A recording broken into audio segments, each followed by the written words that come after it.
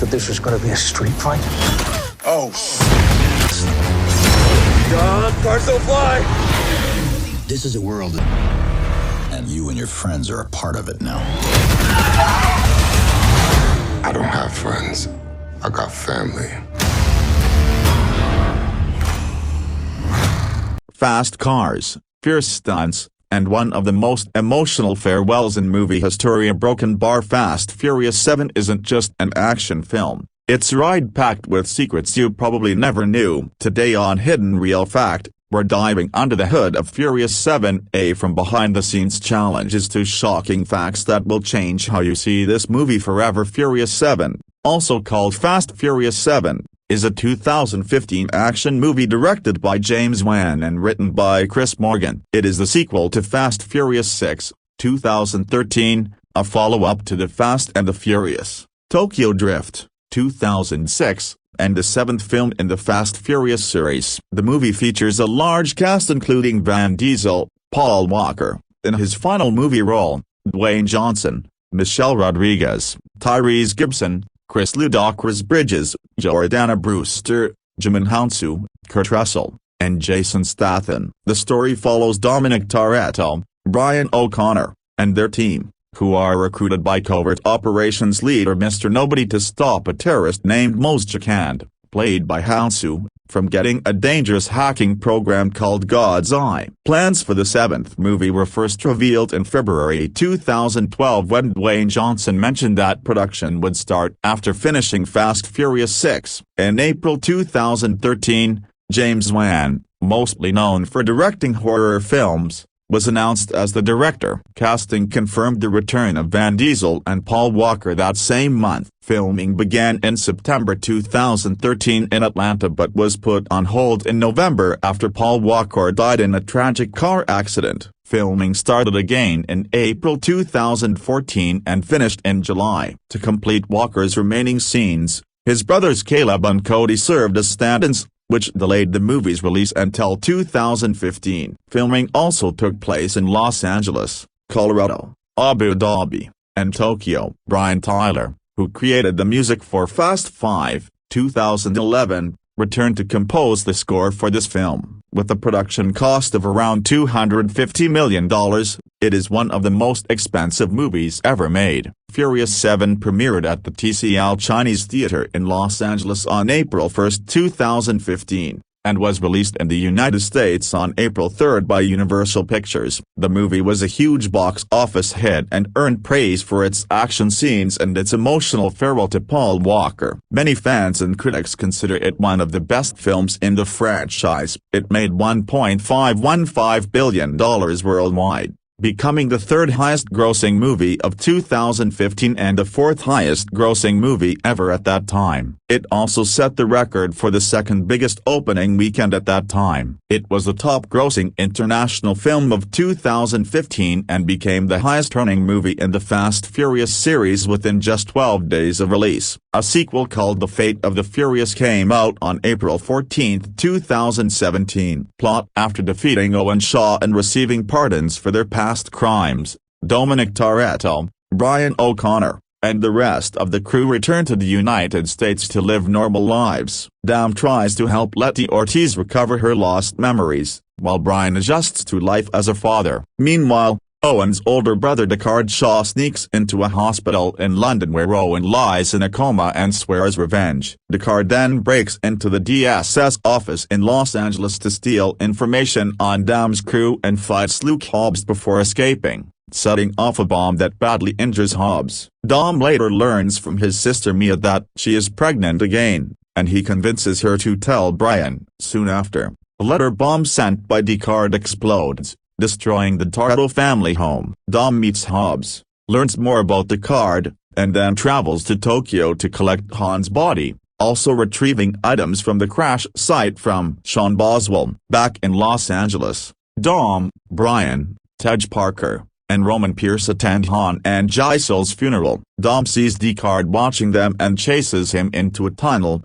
but their fight is interrupted when Mr. Nobody and his covert team arrive. Mr. Nobody offers Dom a deal. He will help stop Descartes if Dom helps recover God's Eye, a powerful computer program that can track anyone using digital networks, and also rescue its creator, Ramsey, from terrorist Mojikand. The team parachutes their cars into the Caucasus Mountains in Azerbaijan and attack Jikand's convoy, rescuing Ramsey. They then travel to the Etihad Towers in Abu Dhabi, where they steal the flash drive containing God's Eye from a billionaire who had hidden it inside a light in Hypersport. With God's Eye secured, Dom, Brian, and Mr. Nobody's team use it to track Descartes to a factory, but they are ambushed by Jukand and his men, who are working with Descartes. The heroes barely escape, while Jukand takes control of God's Eye. Mr. Nobody is injured and taken away, while the team goes back to Los Angeles. Dom prepares to face Descartes alone,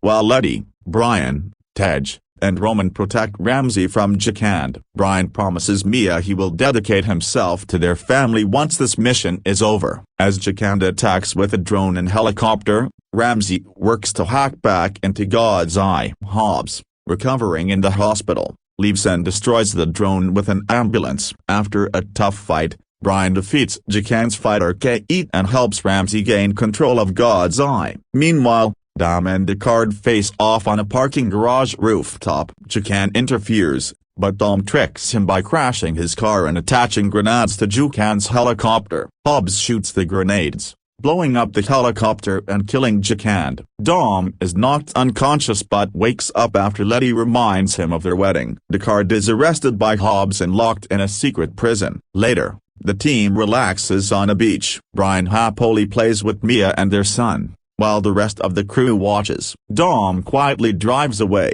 but Brian catches up. They share one last drive together before going separate ways, marking Brian's retirement with his family. Fast and Furious 7 was Paul Walker's final film, as he tragically died in 2013. The movie is dedicated to his memory. Vin Diesel as Dominic Toretto, a retired street racer and former criminal who now lives with his wife Letty. Paul Walker as Brian O'Connor, a former police officer and FBI agent turned street racer who has retired with his wife Mia and their son Jack. Walker's brothers Caleb and Cody helped complete his final scenes. Dwayne Johnson as Luke Hobbs, a DSS agent who has worked with Dom and his team since their missions in Rio and Europe. Michelle Rodriguez as Letty Ortiz Toretto, Dom's wife, a skilled racer, who had lost her memory but regains it in this film. Tyrese Gibson as Roman Pierce, Brian's childhood friend and a member of Dom's team. Chris Ludacris Bridges as Tej Parker,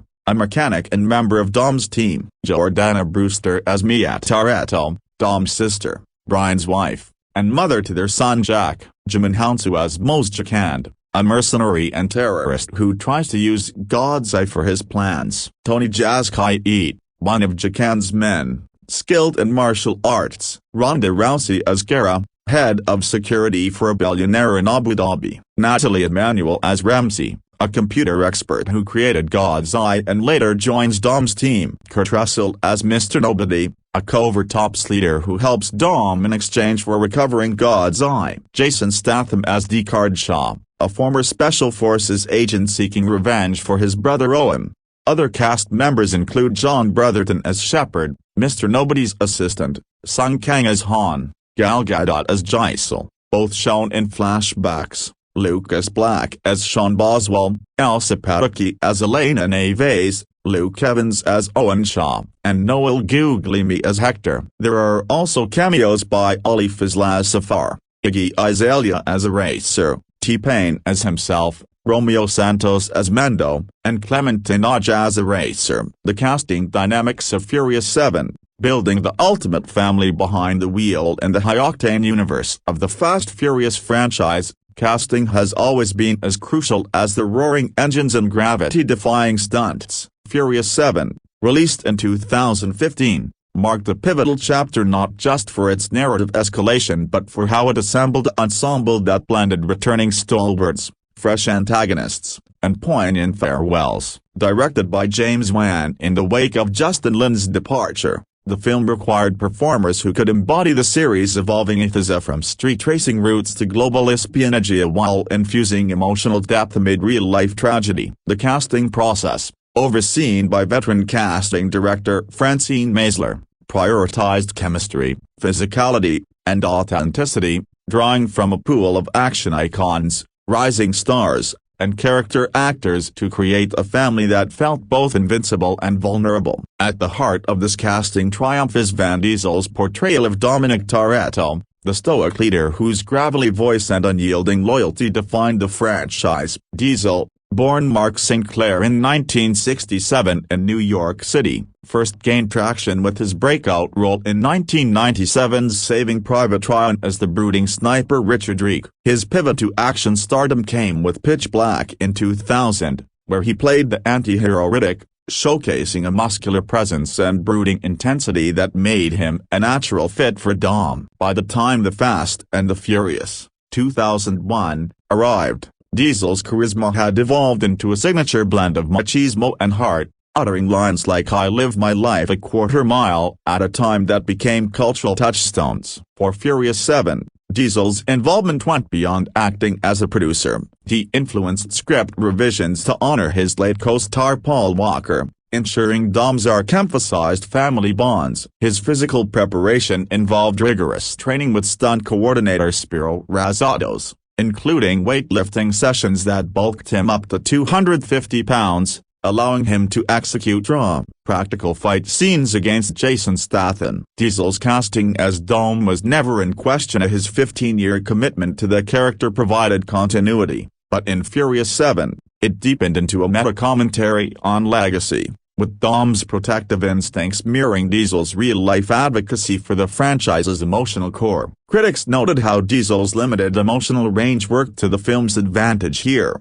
his furrowed brow and terse deliveries amplifying the tension during sequences like the Abu Dhabi skyscraper jump, where Dom's light hypersport car becomes a symbol of his relentless drive. Complementing Diesel's anchor is Paul Walker's Brian O'Connor, a role that posthumously elevated Furious 7 to emotional heights unforeseen in prior installments. Walker, born in 1973 in Glendale, California, was a model-turned-actor whose boyish charm and athletic build made him the perfect foil to Diesel's intensity from the outset. His early career included teen dramas like The Skulls, 2000, but it was Brian's undercover cop-turned-family man arc in the original Fast film that catapulted him to stardom, blending surfer duties with moral complexity. Walker's passion for speed was genuine. He held a pilot's license and competed in marine biology research voyages, lending authenticity to Brian's high-speed chases. Tragically, Walker's death in a Porsche Carrera GT crash on November 30, 2013, at age 40, halted production midway, forcing the team to complete his scenes using his brothers Caleb and Cody as stand-ins, enhanced by CGI and voice doubles. This casting improvisation became one of the film's most lauded elements, with Weta Digital's visual effects team seamlessly integrating Walker's existing footage into the finale's poignant beachside standoff. Brian's evolution in Furious 7, from adrenaline junkie to devoted father adjusting to domesticity with Mia, Jordana Brewster, and their son highlighted Walker's subtle growth as an actor, his blue-eyed sincerity shining in quieter moments like the family barbecue scenes. The casting decision to retire the character gracefully, rather than kill him off, preserved Walker's legacy, turning Brian into a spectral guardian whose absence underscored the franchise's theme of me familia. Diesel later reflected in interviews that Walker's spirit infused every take, making the role a bittersweet capstone to their on-screen brotherhood. Dwayne "The Rock" Johnson's Luke Hobbs injects unbridled bravado and comic relief, a casting coup that expanded the series' scope into heist thriller territory. Born Wayne Douglas Johnson in 1972 in Hayward, California, to wrestler Rocky Johnson, The Rock's path from WWE superstar to Hollywood heavyweight is legendary. His film debut in The Mummy Returns, 2001, as the Scorpion King showcased his 6'5", 260-pound frame, but it was the Scorpion King, 2002, spin-off that solidified his leading man status. Johnson's entry into Fast Furious by Fast 5, 2011, As the diplomatic security service agent hunting Dome's crew was transformative. His casting stemmed from producer Neil H. Maritz's desire for a larger-than-life adversary who could devolve into an ally. For Furious 7,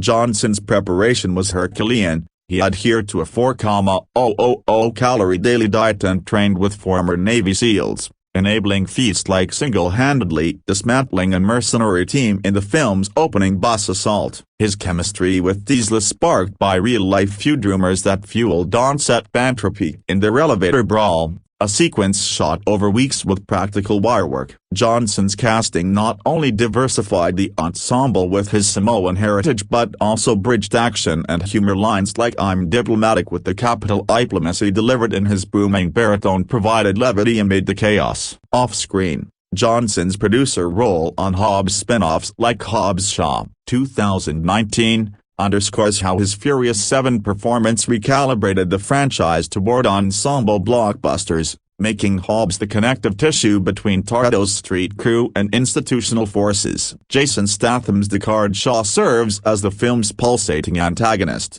a role that demanded a performer with lethal precision and magnetic menace. Born in 1967 in Shirebrook, England, Statham's journey from pearl diver and black market salesman to action auteur began with Guy Ritchie's Lock, Stock and Two Smoking Barrels, 1998, where his Cockney swagger and martial arts prowess, honed as a martial arts champion, shone. His Transporter trilogy, 2002 to 2008, cemented him as the thinking man's tough guy, blending balletic fight choreography with dry wit. Casting Statham as Deckard, the vengeful ex-British operative targeting Dome's family for his brother Owen's, Luke Evans, defeat in Fast Furious 6, was a directorial stroke by Wan, who admired Statham's work in Crank, 2006. The role required Statham to undergo tactical firearms training at Blackwater, now Academy, mastering CQC, close quarters combat, for scenes like his stealthy infiltration of the Toretto home. At 47 during filming, Statham's lean, 170-pound physique allowed for fluid, grounded action evident in his brutal hallway fight with Dom, choreographed by the Jackson Spidery stunt team without excessive CGI. Statham's casting elevated the villainy from cartoonish to personal. His steely gaze and clipped delivery in monologues about finishing what his brother started added psychological layers, making Deckard a fan favorite who warranted his own redemption in The Fate of the Furious, 2017. Anecdotes from set reveal Statham's professionalism. He performed 90% of his stunts, including a high fall from a 4-story building, refusing doubles to maintain authenticity. This commitment not only intensified the film's stakes but also positioned Statham as the franchise's go-to enforcer, his presence a nod to the series' British infusion post-Tokyo Drift. Michelle Rodriguez as Letty Ortiz brings fiery resilience and romantic tension, a character whose casting underscores the franchise's commitment to strong female archetypes. Born Mate Michelle Rodriguez in 1978 in Bixar County, Texas, to a Dominican mother and Puerto Rican father, Rodriguez broke out with Girl Fight, 2000, earning an Independent Spirit Award nomination for her raw portrayal of a boxing teen. Her tough girl personality, marked by a no-nonsense attitude and athletic build, made her ideal for Letty, Dom's on-again off-again love interest introduced in the original Fast as a gearhead with a switchblade edge. Rodriguez's real-life affinity for motorcycles and combat sports informed Letty's physicality. She trained in Muay Thai for Avatar, 2009, and applied it here, executing flips and grapples in the film's Neo Tower race. For Furious 7, the plot twist of Letty's amnesia, stemming from her presumed death in Fast Furious 4, allowed Rodriguez to explore vulnerability, a departure from her usual bravado, culminating in a heartfelt reunion with Dom. Casting her required navigating her 2013 DUI arrest, but Universal's faith paid off. Rodriguez's chemistry with Diesel, forged over a decade, crackled in intimate scenes like their Caucasus Mountains drive. Her preparation included stunt driving lessons on the Lycan, where she hit 120 miles per hour on closed tracks, contributing to Letty's empowerment arc. Rodriguez's off-screen activism for LGBTQ+ rights and environmental causes added depth to Letty's portrayal as a Latina warrior, making her casting a beacon for diversity in action cinema. In Furious 7, Letty's evolution from ghost to guardian highlighted Rodriguez's range, her tattooed arms and smoldering intensity symbolizing the family's unbreakable spirit. Tyrese Gibson's Roman Pierce injects comic chaos and brotherly banter, a role that leverages Gibson's musical background for rhythmic energy. Born in 1978 in Watts, Los Angeles, Gibson rose as an R&B singer with his 1998 self-titled debut album, peaking at #1 on Billboard's Heatseekers chart. His acting pivot came with Baby Boy, 2001, John Singleton's raw drama, But Too Fast Too Furious, 2003, introduced Roman as Brian's wisecracking partner in crime, a casting choice that paired Gibson's 6'0" frame with Paul Walker's for dynamic duo vibes. Gibson's preparation for Furious 7 involved vocal coaching to amp up Roman's Atlanta drawl and improv sessions with Ludacris, owning their odd couple rapport evident in gags like the drone hacking fiasco. At 36, Gibson bulked up via P90X workouts, performing wire stunts in the skyscraper sequence where Roman's fear of heights provides levity amid peril. His casting stemmed from Murtatz's vision to balance action with humor, Gibson's natural charisma honed in Four Brothers, 2005, preventing Roman from becoming mere comic relief. Instead, moments like his prayer before the final LA showdown reveal vulnerability, echoing Gibson's real-life philanthropy through his Millions for Prisoners project. In the ensemble, Roman's arc reinforces family themes, his loyalty to Dej, Ludacris, mirroring Gibson's tight-knit circle with co-stars, making Furious 7's banter sequences pulse with lived-in authenticity. Chris Ludacris Bridges embodies the tech-savvy everyman as Tej Parker, a casting masterstroke that merges hip-hop flair with gadgeteer genius. Born Christopher Brian Bridges in 1977 in Champaign, Illinois, Ludacris exploded onto the music scene with Back for the First Time, 2000, winning 3 Grammys for tracks like Stand Up. His acting foray in Too Fast Too Furious as the street-smart mechanic was serendipitous. Producer Murtatz spotted him at a Lakers game and evolved Tej into the crew's brain trust by Fast 5. For Furious 7,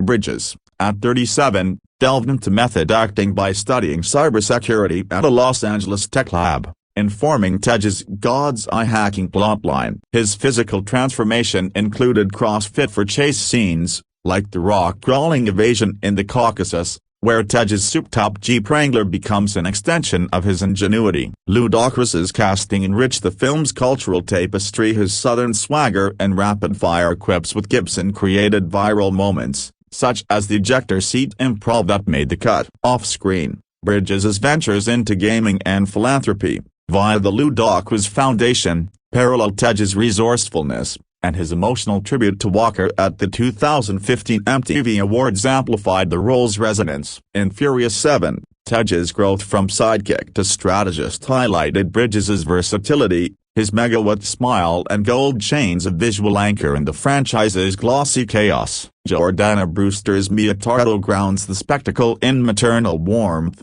a subtle casting choice that elevates the series' domestic stakes. Born in 1980 in Panama City, Panama, to a Brazilian mother and American father, Brewster's exotic beauty and poise landed her the role of Claudia and The Faculty, 1998, but The Fast and the Furious cast her as Dom's sister and Brian's love, her 5'7" frame exuding quiet strength. Brewster's bilingual upbringing informed Mia's cultural depth, and for Furious 7, she trained in self-defense at the same facility as Rodriguez, preparing for a rare action beat where Mia wields a shotgun against intruders. At 34, her preparation focused on emotional authenticity, drawing from her own motherhood to son Julian, born 2011, making Mia's concern for Brian's safety palpably real. Casting Brewster ensured narrative continuity, her chemistry with Walker a franchise cornerstone, but Furious 7 marked the shift.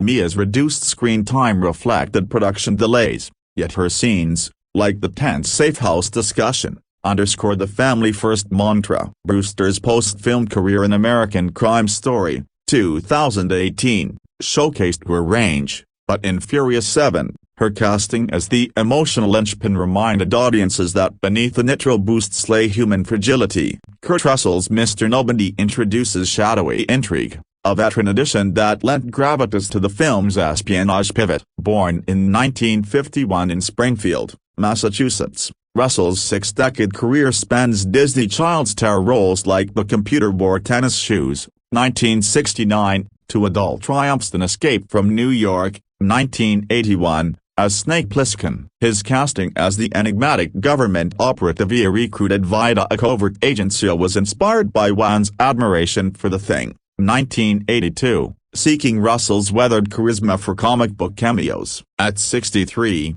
Russell prepared by reviewing Tombstone, 1993, fight footage, executing a precise shootout in the film's Azerbaijan armory sequence. His Nobody, with a handlebar mustache and cryptic one-liners like "We all shoot our way out of trouble," provided dry humor, balancing the ensemble's intensity. Russell's chemistry with Johnson sparked spin-off teases, and his casting diversified age dynamics, bridging old-school cool with millennial mayhem. Anecdotes highlight his mentorship. He ad-libbed Nobody's poker bluff scene, drawing from real-life aviation hobbies. He's a licensed pilot, adding layers to the character's resourcefulness. Jim Hounsou's Mosjikan delivers chilling corporate villainy, a casting that infused global menace with Oscar-caliber depth. Born in 1964 in Cotonou, Benin, Hounsou's modeling career led to breakthroughs in Amistad, 1997, earning an Academy Award nomination for Sync,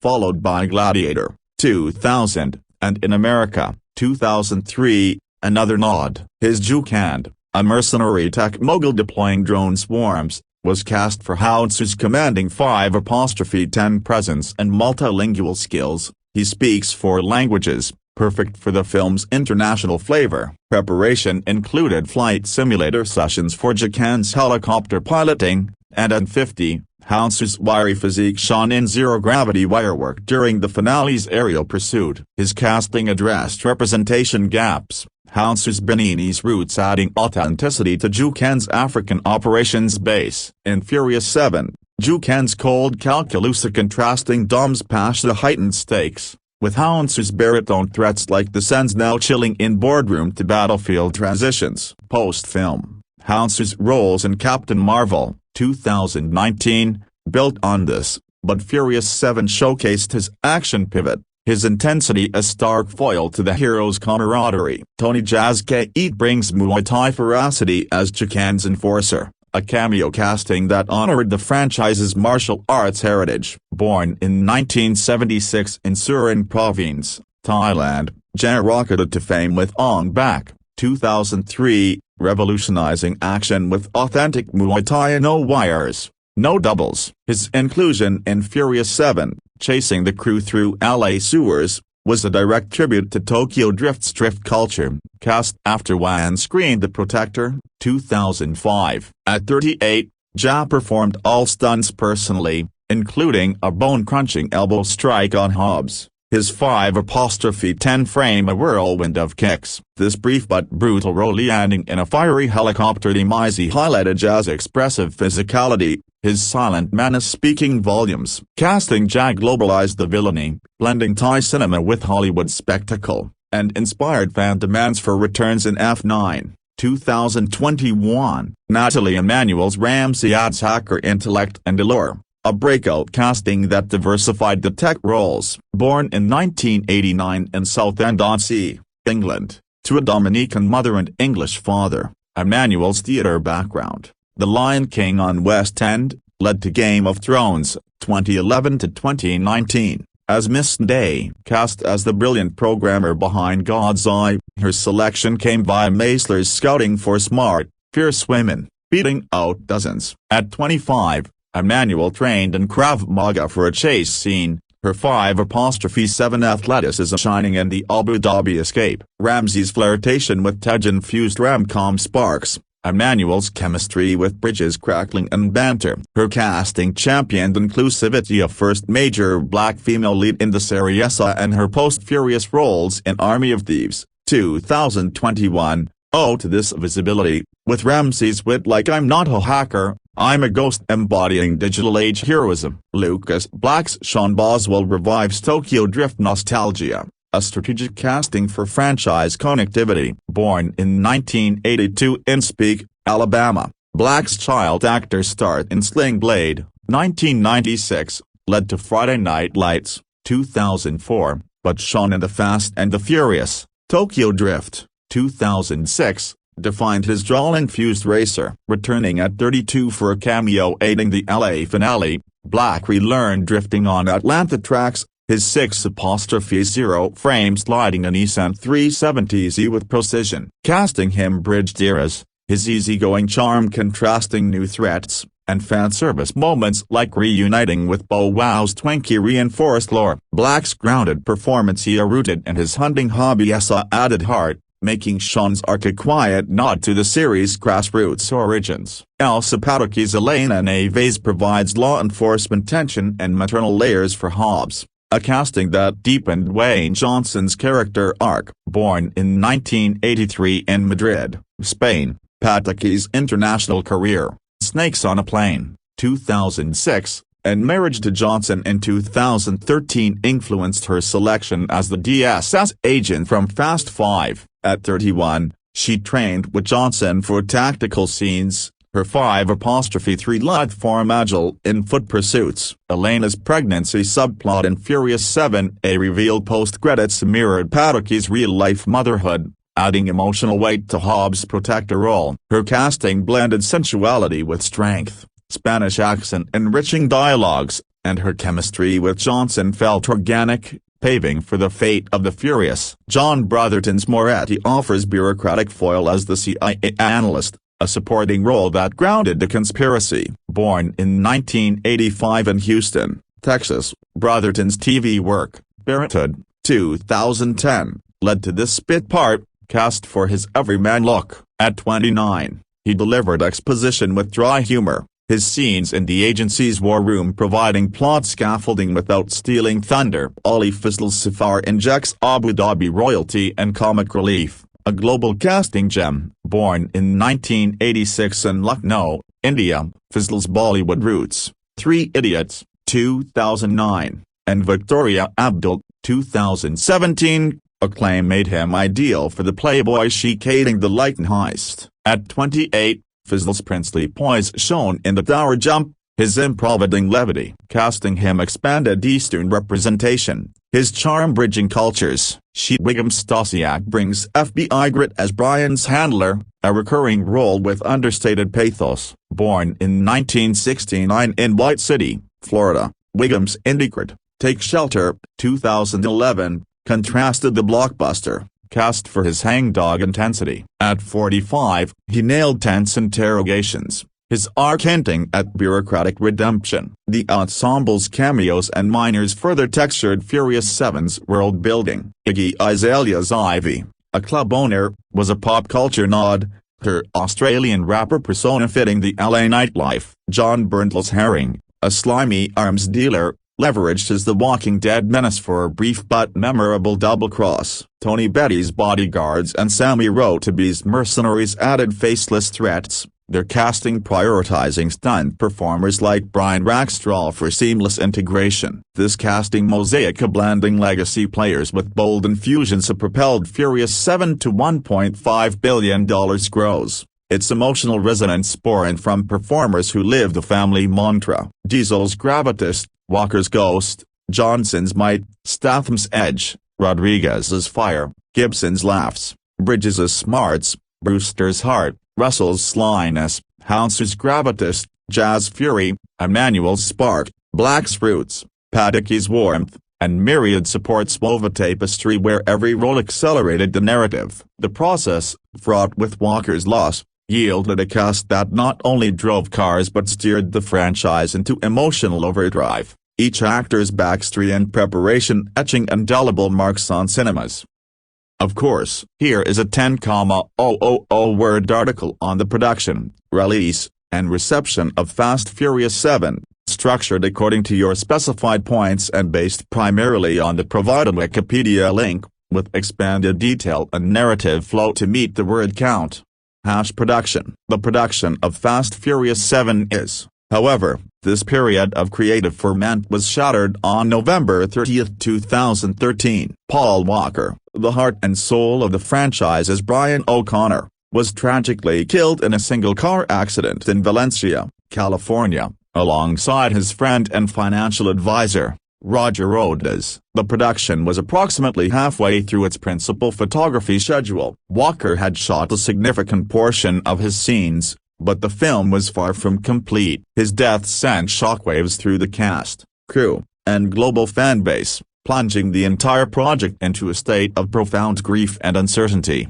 In the immediate aftermath, Universal Pictures halted production indefinitely. The future of Furious 7 was thrown into serious doubt. There were discussions about shelving the project entirely or rewriting the script to have Brian O'Connor die off-screen. The emotional toll on the cast, particularly Vin Diesel, who was exceptionally close to Walker, was immense. The central theme of the franchisee familia had been devastatingly violated by real-world tragedy. The filmmakers were faced with an impossible task: how to complete a major blockbuster film without its co-lead, while also honoring his memory and legacy with the respect and dignity he deserved. After a considerable period of reflection and consultation with Walker's family, that decision was made to continue with the film. It was not a decision taken lightly. The motivations shifted from simply making another successful sequel to creating a fitting tribute to their friend and brother. This required a complete overhaul of the production plan. The release date, originally set for July 2014, was pushed back to April 2015. The script underwent massive revisions. Chris Morgan, in close collaboration with the producers and Walker's brothers, Caleb and Cody, reworked the story to give Brian O'Connor a peaceful and honorable send-off, allowing the character to ride off into the sunset with his wife and child, rather than being killed.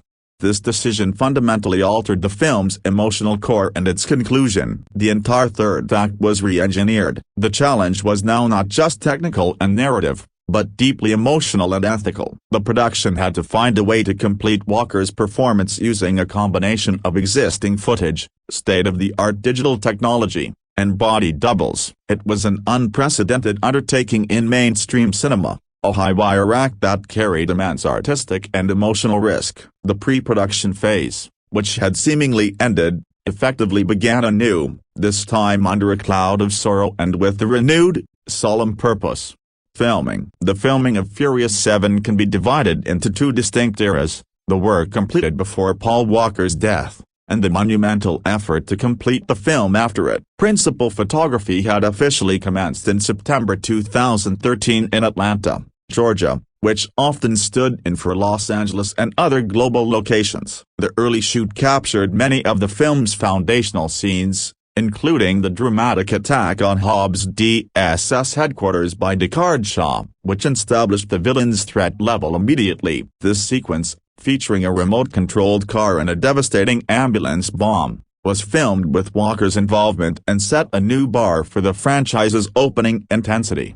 The crew then moved to the mountains of Colorado to film the sequence involving the convoy transporting the God's Eye device. This rugged, high-altitude location provided a fresh visual palette for the series, dominated by treacherous cliffside roads and dense pine forests. It was here that the now iconic bus rescue sequence was filmed, a complex stunt involving a cable-suspended bus and a daring leap from a moving vehicle. The production also filmed in Tokyo, capturing flashback scenes connected to Han's story, and in Los Angeles for various street race and character moments. A significant portion of the scenes featuring the full ensemble, including Walker, were captured during this period. This included the emotional moments at the Toretto house, the party scenes that reinforced the family bond, and several key dialogue exchanges. The production was in full swing, with a schedule that included planned shoots in Abu Dhabi and the United Arab Emirates for the film's climactic skyscraper jumping sequence. The energy on set, by all accounts, was positive and collaborative. James Wan was finding his footing within the large-scale machinery of a fast film, while the cast maintained their well-documented off-screen chemistry. Then, the tragedy of November 30th brought everything to a standstill. When filming resumed in April 2014, the atmosphere was fundamentally different. The goal was no longer just to make a movie, it was to complete a tribute. The approach to finishing Walker's scenes was a carefully orchestrated blend of artistry, technology, and deep personal respect. Peter Jackson's visual effects company, Weta Digital, was brought on board to lead this incredibly sensitive task. The process involved several key techniques. 1. Use of existing footage. Every frame of film that Paul Walker had already shot was catalogued and analyzed. This became the primary source for his performance in the latter half of the film. Weta's team meticulously scanned this footage to create a photorealistic digital model of Walker's face. 2. Body doubles. Paul's younger brothers, Caleb and Cody Walker, were hired to stand in for their brother. They shared a strong physical resemblance and, crucially, had similar body language and gait. They wore clothes from Paul's wardrobe and were filmed in the blocking of the remaining scenes. 3. Facial replacement. This was the most complex and groundbreaking aspect. Using the digital model created from the existing footage, Weta's artists performed a digital facial replacement on the performances of the body doubles. They would painstakingly animate Walker's fascia, his expressions, his smile, the light in his eyes onto the bodies of his brothers. This required frame-by-frame artistry to ensure it was seamless and respectful. 4. Archival audio and voice matching. For dialogue, the film used lines Walker had already recorded. When new lines were necessary, audio was repurposed from previous fast films or other recordings. In some cases, a voice actor was used to mimic Walker's speech patterns, which was then blended with archival audio. This process was used to complete all of Brian O'Connor's remaining scenes. The final sequence of the film, where the family gathers on the beach and Dom and Brian share a silent, meaningful look before driving their separate ways, was constructed almost entirely through this method. It was an emotionally draining experience for everyone involved. Van Diesel has spoken about the difficulty of shooting scenes with the body doubles, noting how seeing Caleb and Cody would often bring a flood of emotions. Director James Wan had the unenviable task of guiding this process, ensuring the technical execution matched the emotional weight of the moment. Alongside this digital resurrection, the more conventional, though no less ambitious, filming continued. The unit traveled to Abu Dhabi to film the spectacular sequences at the Etihad Towers. The logistics were staggering. Securing permission to film on and around the iconic skyscrapers was a feat in itself. The scene where the light in hypersport bursts through the windows of one tower and soars into the adjacent one was achieved through a combination of practical stunts and CGI. A custom-built ramp was constructed inside the penthouse suite, and a real car was launched on a wire rig, which was later digitally removed. The precision required was immense, as they were filming in a real, multi-million-dollar luxury location. The film's other major action climax, the aerial cargo plane sequence, was filmed on a massive soundstage in Atlanta. This involved building sections of the giant cargo plane, which was designed to be falling apart mid-flight. Cars were rigged to tumble and slide, and actors performed on gimbals and harnesses to simulate the violent motion of a crashing aircraft. The sequence was a testament to the franchise's commitment to practical effects, blending real car stunts with digital extensions to create a sense of tangible, visceral danger. The filming of Furious 7 ultimately wrapped in July 2014, nearly a year after it began and after a hiatus of several months. It was a production marked by extreme highs and lows, by unparalleled technical ambition and profound human loss. The final product is a fusion of these two realities, a film that contains some of the most outrageously entertaining action sequences ever put to screen, yet is forever underpinned by a deep and palpable sense of melancholy and love. Post-production. The post-production phase of Furious 7 was, in many ways, even more complex and demanding than the principal photography. It was during this period that the disparate elements of the scenes shot before the tragedy, the new footage with body doubles, the massive visual effects shots, and the musical score had to be woven together into a coherent and emotionally resonant whole. The editorial and visual effects teams were tasked with an unprecedented challenge, to finish a performance and, in doing so, craft a farewell. The editing process, led by editors Lee Folsom Boyd, Dylan Highsmith, Kirk M. Morey, and Christian Wagner, was crucial in reshaping the film's narrative flow and emotional rhythm. With the script having been significantly altered, the structure of the third act had to be completely rethought, scenes were reordered, dialogue was repurposed, and the entire finale was built around the new, poignant conclusion for Brian O'Connor. The editors worked in close concert with director James Wan and Chris Morgan to ensure that the story's drive for vengeance against Deckard Shaw and Mose Jakand remain compelling, while also allowing space for the growing elegiac tone that would culminate in the final tribute. The most significant and groundbreaking aspect of post-production was, without question, the digital completion of Paul Walker's performance. As detailed in the filming section, Weta Digital spearheaded this Herculean effort. This was not a short process, it took many months of painstaking work. Teams of artists worked in shifts, analyzing the subtleties of Walker's expressions from the existing footage, the way he smiled, the crinkle of his eyes, the specific way he moved his mouth when he spoke. This data was used to animate the digital face model with an astonishing degree of realism. The goal was never to create a perfect digital puppet, but to authentically recreate the spirit of Paul Walker's performance. The VFX supervisors worked directly with the Walker family to ensure the result was respectful and true to Paul's memory. The success of this effort is evident in the final film. For the vast majority of viewers, it is impossible to discern where the real Paul Walker ends and the digital composite begins.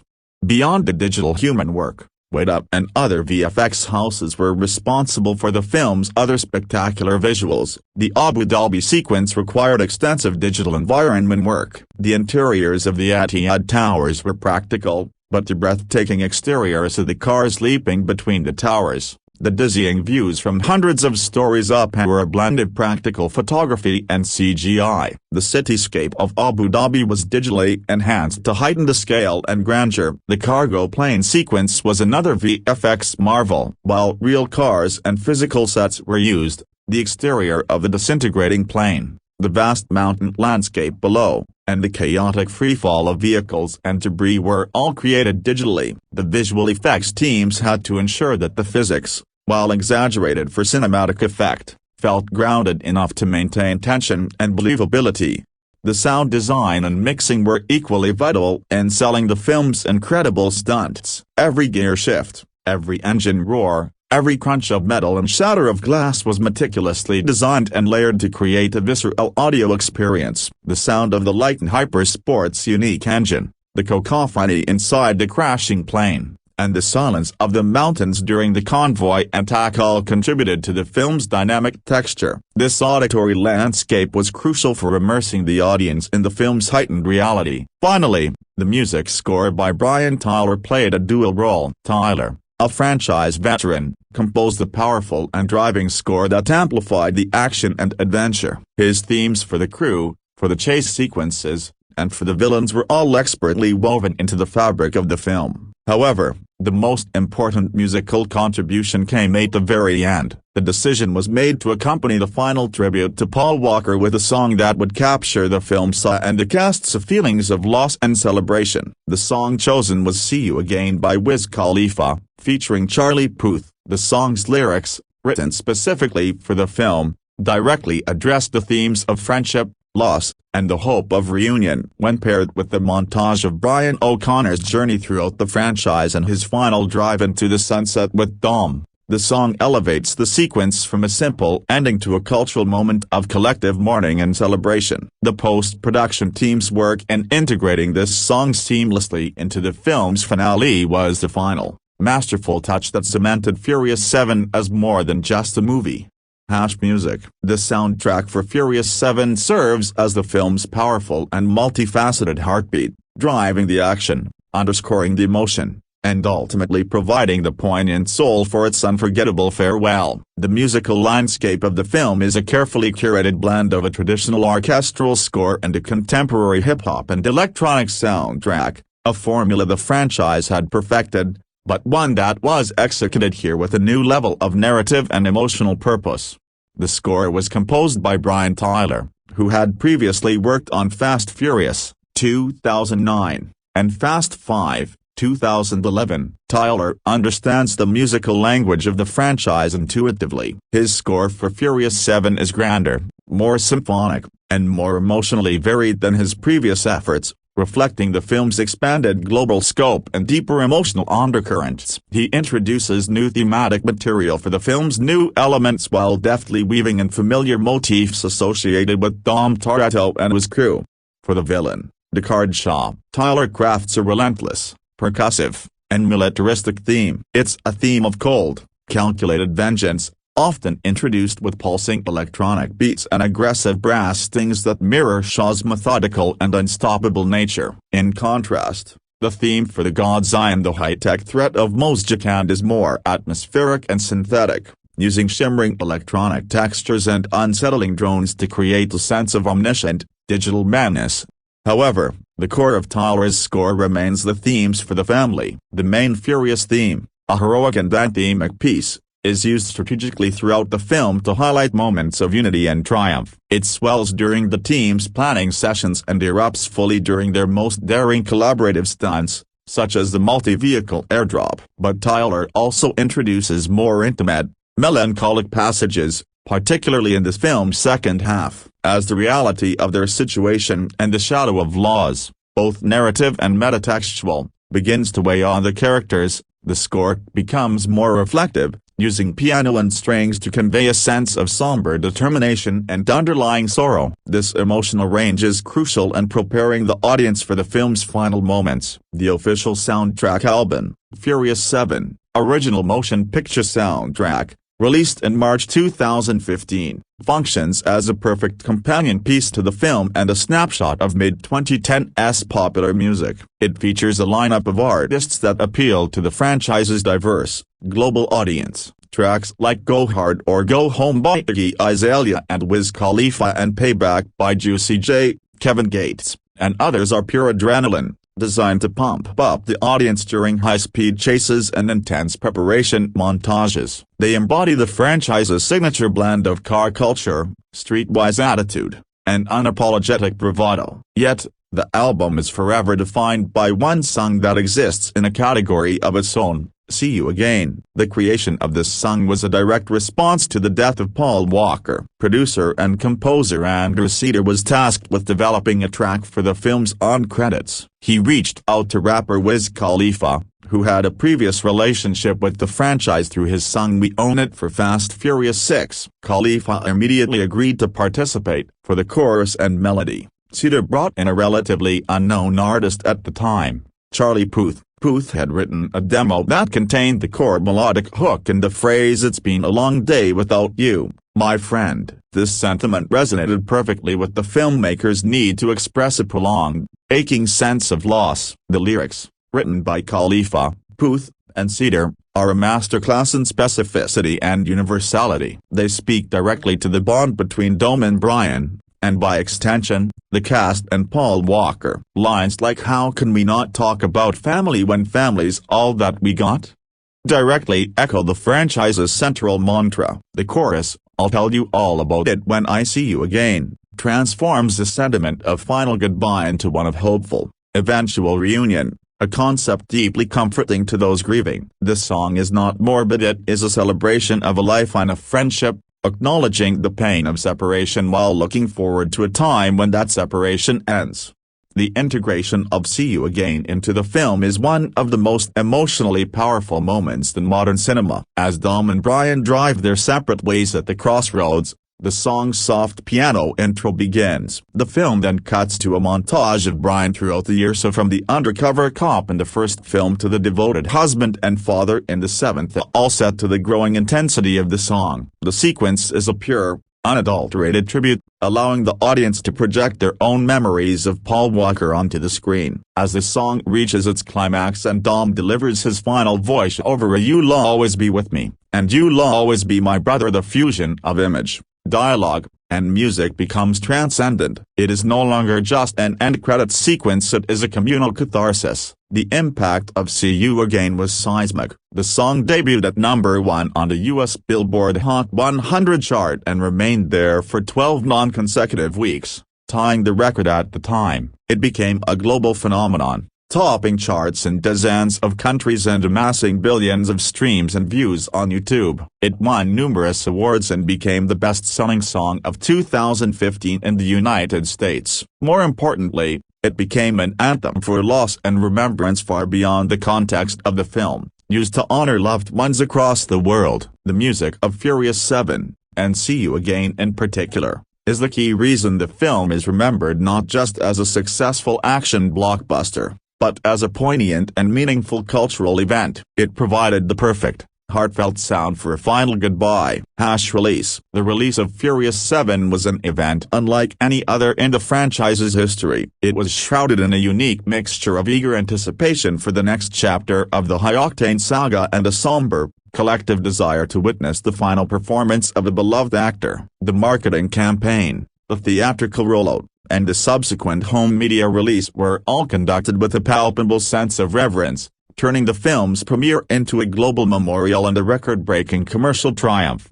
Theatrical. Universal Pictures executed a masterful and sensitive marketing campaign for Furious 7. The initial trailers, released before Paul Walker's death, focused heavily on the action and the introduction of Jason Statham's Deckard Shaw as the ultimate antagonist. They promised a film of escalated stakes and unparalleled spectacle. After the tragedy, the tone of the marketing shifted subtly. While the action remained the primary selling point, the emphasis on family became more pronounced and heartfelt. The final trailers and TV spots included poignant title cards dedicating the film to Paul Walker, framing it as a celebration of his legacy.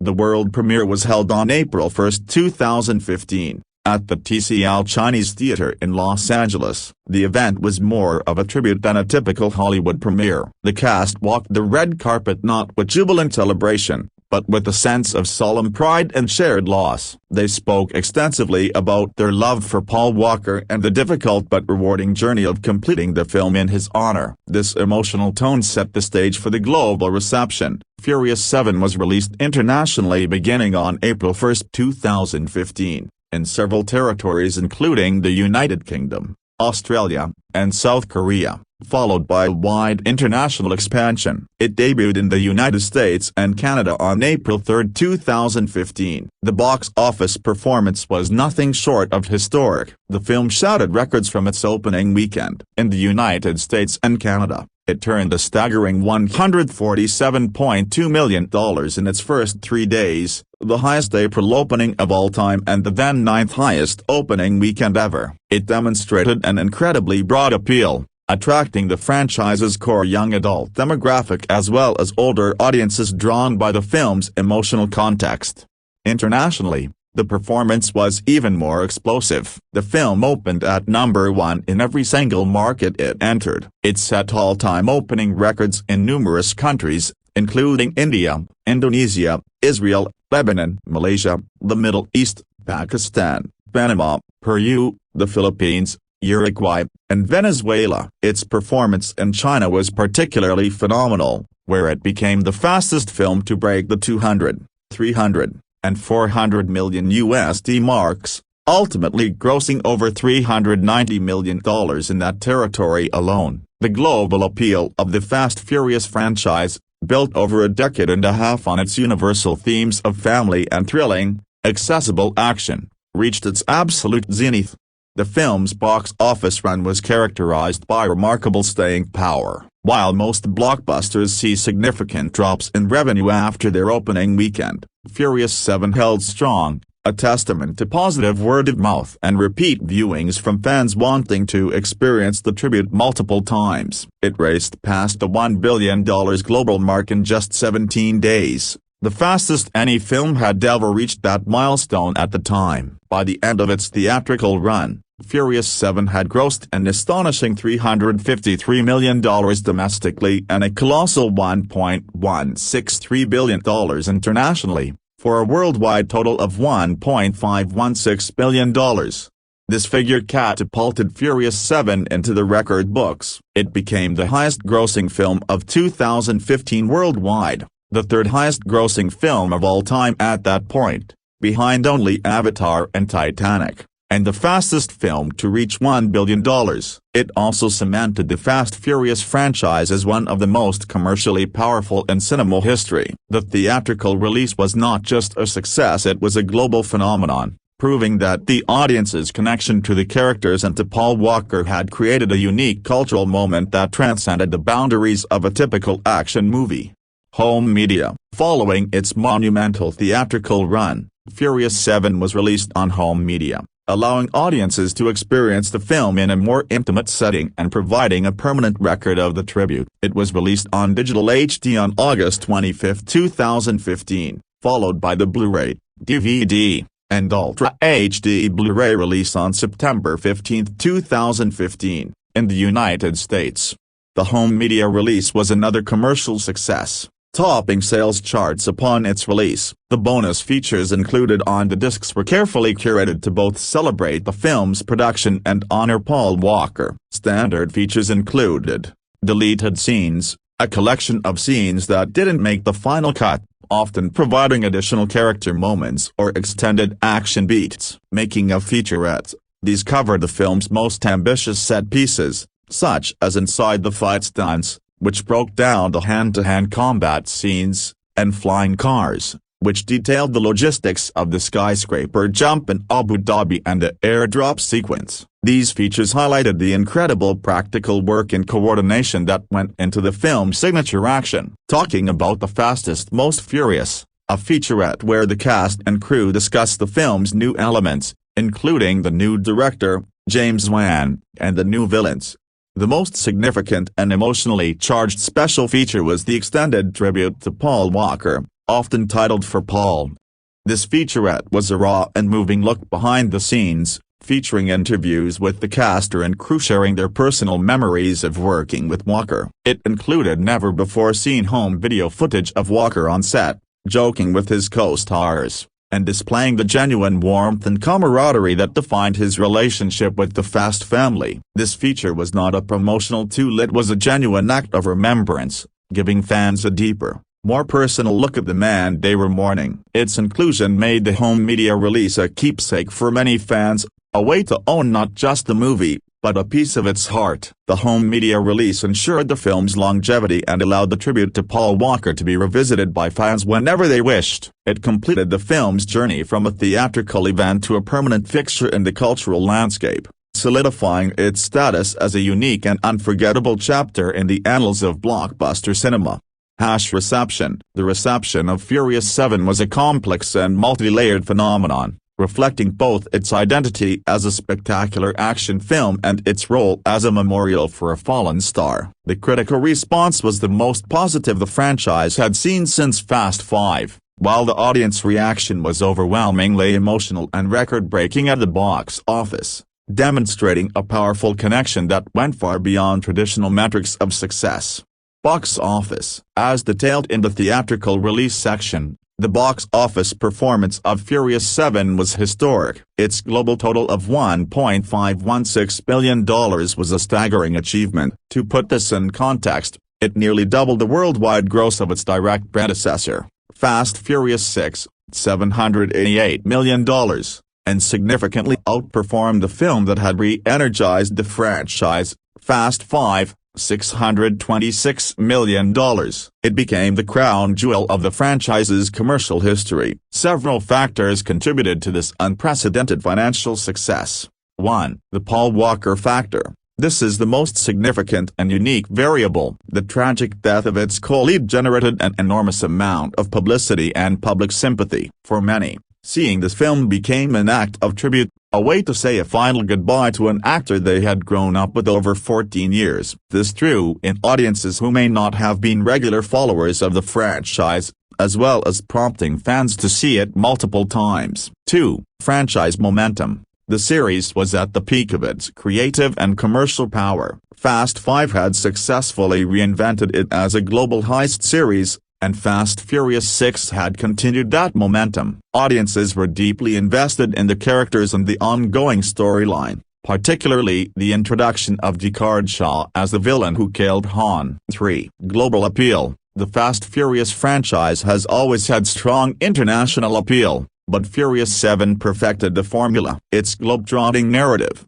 diverse cast, and universal themes of family and loyalty resonated profoundly across different cultures, particularly in emerging markets like China, where it became a cultural event. 4. Spectacle. The marketing effectively communicated that this was the biggest, most audacious Fast film yet. The promise of cars parachuting from planes and jumping between skyscrapers was an irresistible draw for audiences seeking large-scale, theatrical entertainment. The box office numbers for Furious 7 were not just a measure of profit, they were a quantifiable expression of the film's cultural impact and the audience's emotional investment.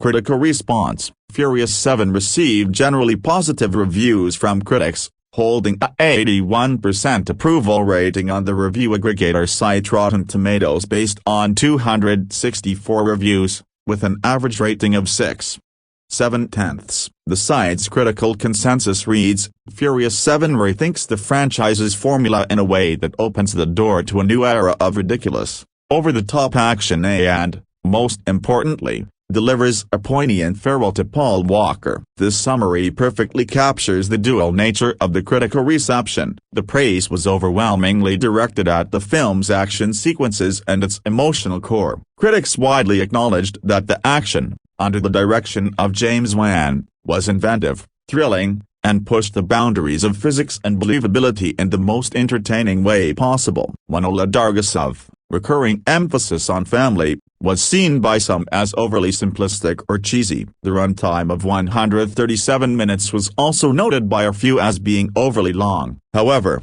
even the negative reviews often conceded that the film delivered exactly what it promised to its target audience: spectacular, unapologetic entertainment. The critical response to Furious 7 solidified its status as a high point for the franchise. It proved that these films could be both critically respectable in their own genre and culturally significant. The reviews acknowledged that the film had successfully balanced its core identity of outrageous action with the surprising and earned emotional depth, a feat that made it stand out not just within its own series, but within the action genre as a whole. The critical and commercial success of Furious 7 demonstrated that the franchise had evolved from a simple street racing series into a global cinematic institution, one built on a foundation of family, both on and off the screen. The reported $250 million budget is all up there on the screen: a broken bar and reduced to a charred, mangled wreck, supersized set pieces with an even bigger heart. Why you can trust Games Radar Plus. Our experts review games, movies and tech over countless hours, so you can choose the best for you. Find out more about our reviews policy. The franchise still has room. By rights, Fast Furious 7 should be splattering on empty. Few franchises ever reach such a number, and those that do hardly serve up memorable movies. Go on, try naming the full titles of the 7th entries in the Friday the 13th, Halloween, Hellraiser and Air Bud series. Factor in a new driver behind the wheel. Justin Lin, director of FF36, is replaced by The Conjuring's James Wan, who of course has formed with the Saw franchise. Another 7 opera, and you might expect the series to stall. Then consider the tragic death of star Paul Walker midway through the shoot, and it's a miracle that FF7 even trundled off the starting grid. So it's great to report that Wan has fashioned an nitro-fueled thrill ride that forms a fitting tribute to its blue-eyed bro. For Paul reads the dedication, and so fast, furious, ginormous, crazed, maxed out and heart-on-sleeve emotional is this gloriously ludicrous installment that it's impossible to see where an 8th could go. The action picks up precisely where Fast Furious 6 left off. That outing's big bad,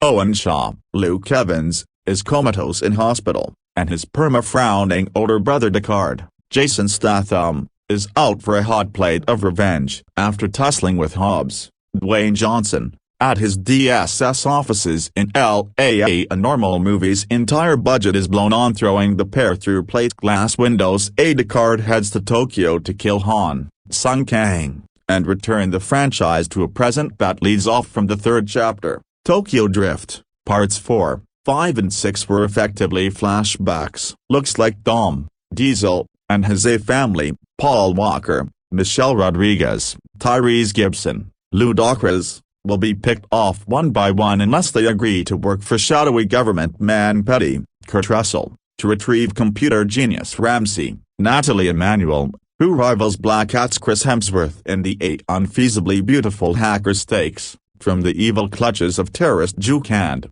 Jimin Hansu. Why? She's created a tracking device, God's Eye, that will have broken Barrow. Who cares? All that really matters is that the gang ricochet between Tokyo, the Dominican Republic, Azerbaijan, Abu Dhabi and LA while the state, clenched from head to toe, turns up repeatedly like some constipated Terminator, given the rewrites and schedule juggles necessitated by the production's shutdown. It's inevitable that the plot is lumpy and the film ill-balanced, having Hobbs disappear for the entire midsection leaves a rock-sized hole in the screen. There are other niggles, too, or rather seismic grumbles. Niggles is too small a word when discussing a picture where a bunch of muscle cars skydiving out of a plane to thump onto a precarious mountain road for a pedal-to-metal, bullet-torn, 20-minute chase is one of the less outrageous set pieces, and so we have Ong Bak's Tony Jaa woefully underused as a Fists of Fury henchman, while the decision to rob his brutality of its beauty with the barrage of cuts is indicative of Wan's set-piece stylings as a whole. No doubt action maestro George Miller will bring greater fluency and coherence to the vehicular carnage of Mad Max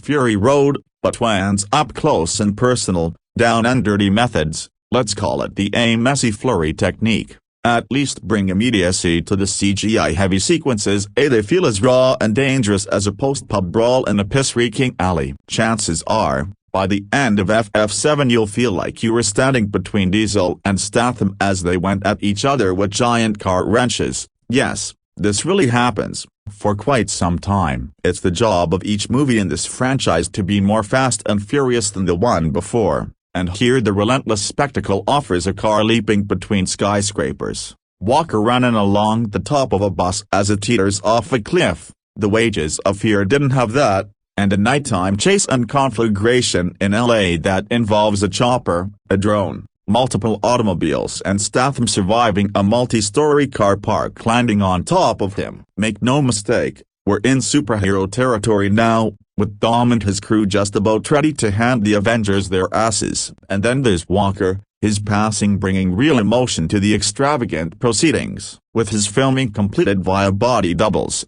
including his brothers, Caleb and Cody, and digital trickery. His physical presence, as well as his spirit, haunts the movie throughout, and the fond farewell is beautifully handled. Suddenly all of Dom's platitudes about family make meaningful sense. And any blokes who have strutted to the cinema for hot rods, bikinis and heavy metal destruction will likely find themselves cursing the something in their eye as they exit into the lobby lights. Watching Fast and Furious 6 followed by Fast and Furious 7 back-to-back, it is clear to see the stark differences between the two, whilst also maintaining the steadfast traditions of the series' OTT car chases, more brawn than brains and funny one-liners. The plot follows Deckard Shaw, Jason Statham, as he seeks revenge on Dom, Van Diesel, and his family for what happened to his brother Owen in Fast and Furious 6 whilst handily linking it into the plot of the third entry Tokyo Drift, which had previously been completely redundant from the rest of the films. The main talking point surrounding this installment is clearly the late Paul Walker,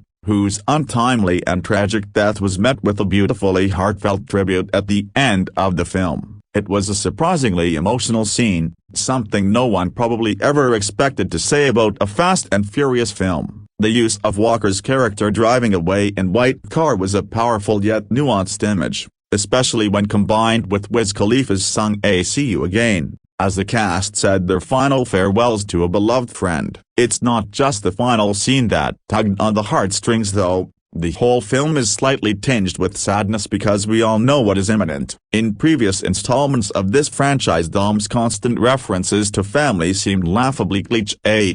Copyright D. However, this time there's something about it that really hits home. Don't get me wrong, some of the dialogue is as cringe-inducing as ever, The chances of it being successful at the Oscars, as Vin Diesel keeps suggesting, are still incredibly slim, but it's certainly a step up from previous entries. This time it's more forgivable though, seeing as the script had to be speedily rewritten when production was halted after half of the movie had been filmed. One of the most spectacular visual feats of this film was not the explosions nor the car chases, although they were suitably incredible, but the use of CGI on Walker's body doubles. Not once was it particularly noticeable that it wasn't him in some of the scenes. As ever, there were some pretty ridiculous set pieces, the most extraordinary of which was definitely one involving a car and 3 skyscrapers in Abu Dhabi, which produced some audible gasps in the audience. There's still plenty of humor here, as you'd expect, particularly thanks to Roman and Tej bickering and poking fun at the extravagance of everything unfolding on screen. However, this is certainly a darker film than those that came before it. Some of this darkness may stem from director James Wan's roots in horror films such as Saw, Insidious and The Conjuring, where he has gained notoriety for fast cutting. The use of this technique may make the action seem slightly more cartoonish than brutal by not dwelling on the carnage, in keeping with the tone of the film, but it does add a sense of immediacy to sequences that may otherwise have got lost in a mess of CGI, like, for example, the Transformers movies. Refreshingly, they've managed to avoid this from just becoming another generic revenge thriller. Jason Statham is the most convincingly threatening villain of the franchise, making it the fastest, most furious entry yet. Whilst Fast and Furious 7 is the longest film in the series, clocking in at 137 minutes, it certainly isn't noticeable. Some of the chase scenes last almost 20 minutes, but you're just so captivated by it that the time flies by. It is rare that franchises have as many as 7 installments, but it is even rarer that the 7th film is the best in the series by a mile. Not only does it provide the usual crash-bang extravaganza that audiences have come to expect,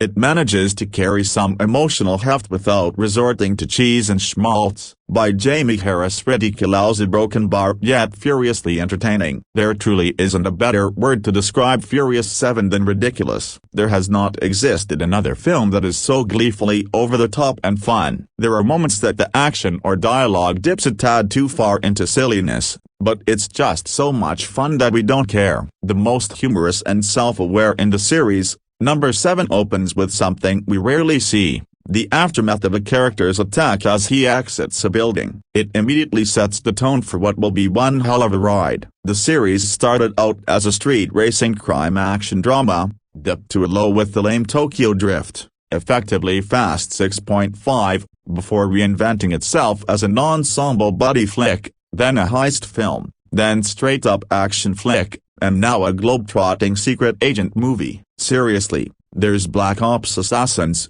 a shadowy government agency, spy gear, and a wonderfully named MacGuffin, the God's Eye. Popcorn flicks don't get much better than this, folks. The already amazing cast has a few great additions this time. Jason Statham is the main antagonist. Kurt Russell is a head honcho in the secret U.S. organization of shadow hunters. Gorgeous Game of Thrones actress Natalie Emmanuel appears as the prettiest hacker you'll ever meet. Jimin Hansu shows up playing a bad dude as only he can. And finally, the amazing Tony Jaa makes his American film debut. The only disappointment is a seriously awkward and forced cameo by Iggy Azalea. She should stick to rapping. Frightmaster James Wan takes over the directorial duties on this edition in the series, and does an amazing job. Fight scenes are expertly choreographed. Although this might be the beginning of spin shot overuse, you'll know it when you see it. After watching the film, you'd be amazed to learn how much of the insanity you are witnessing are actually practical effects and not CGI. For a taste of this,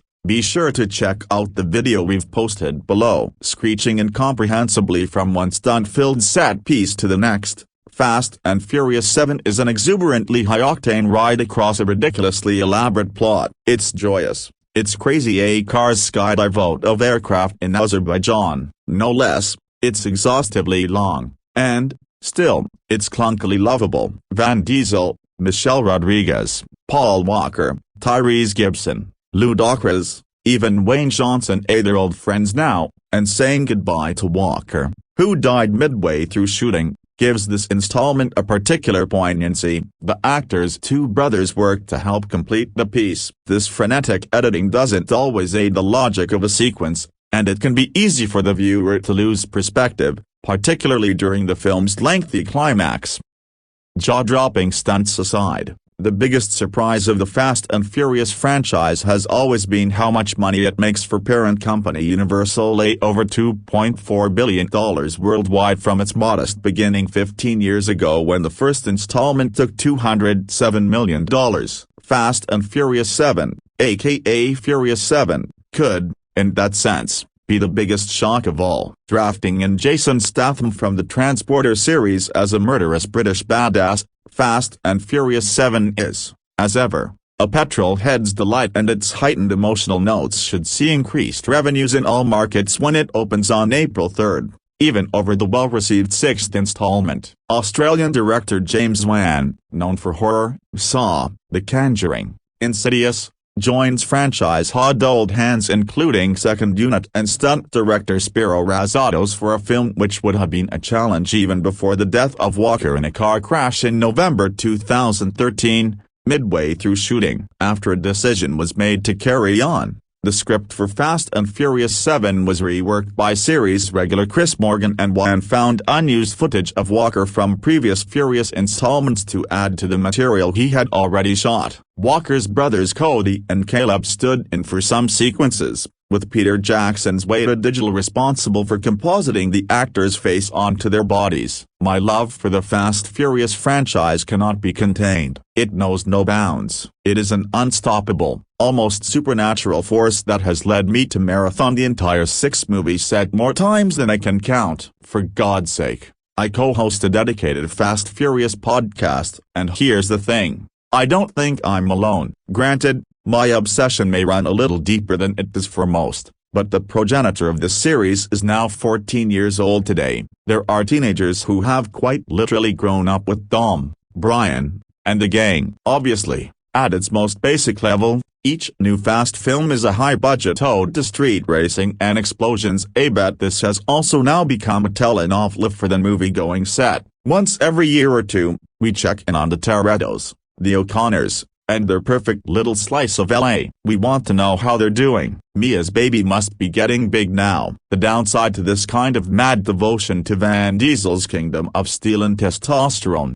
of course, is that disappointment is a substantial and ever-present risk, and never has anticipation for a Fast Furious film been greater, both for me personally and for the movie-going population at large, than it has ahead of the release of Furious 7. There's certainly some morbid fascination around the tragic mid-filming death of Paul Walker and how his central character of Brian O'Connor would be handled, but there's also the simple reality that this is a Fast Furious joint. They always get bigger, crazier, more deliciously absurd. Considering the precedents set by Fast 5 and Fast Furious 6, it's a tough benchmark to beat. The bigger they are, the harder they fall. Furious 7 picks up after the events of Tokyo Drift, tracking the crew's search for vengeance after the death of one of their own, Nahum Nate, at the hands of Deckard Shaw. Jason Statham, Deckard, in turn, is the brother of Fast 6's fallen bad guy Owen Shaw. Basically, everyone wants to kill everyone else. Finally,